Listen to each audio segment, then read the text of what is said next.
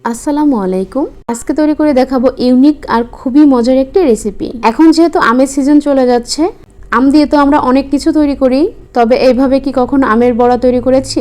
আজকে আমার সহজ রেসিপিতে থাকছে আমের বড়া। এটি তৈরি করা খুবই সহজ আর খেতে দারুণ মজা লাগে। আমি বড় সাইজের একটি আম নিয়েছি, তারপর ভালো করে ধুয়ে খোসাটা ছাড়িয়ে নেব। আমের গা থেকে আমি খোসাগুলো ছাড়িয়ে নিয়েছি। এখন ভালো করে হাত দিয়ে চটকে চটকে আমের আঠিটা আলাদা করে নেব। আমের পিউরিগুলো আমি ছেঁকে নিব না, আপনারা চাইলে নিতে পারেন। 1 কাপ ময়দা দিয়ে দিলাম, 2 টেবিল চামচ গুঁড়া দুধ, হাফ কাপ চিনি, আর এখানে সামান্য একটু লবণ অ্যাড করে দিচ্ছি। এখন হাত দিয়ে ভালো করে মাখিয়ে নিব। আমি কিন্তু এখানে কোনোভাবে পানি ব্যবহার করিনি, আর চিনির পরিমাণটা খুবই কম দিয়েছি কারণ আমটা খুবই মিষ্টি ছিল। দেখুন এরকম নরম একটি ব্যাটার তৈরি করে নিয়েছি।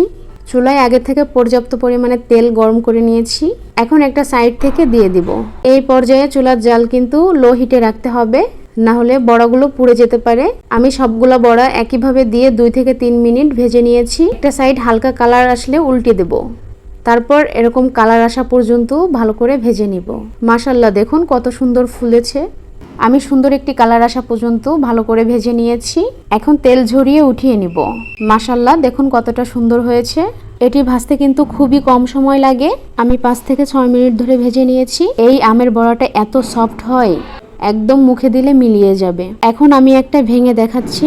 দেখুন ভিতরটা কতটা সফট হয়েছে আর একটুও কাঁচা নেই। আপনারা চাইলে খুব সহজে এটা তৈরি করে নিতে পারেন। খেতে কিন্তু দারুণ মজা লাগে। আশা করছি আমার সহজ রেসিপি ভালো লেগেছে।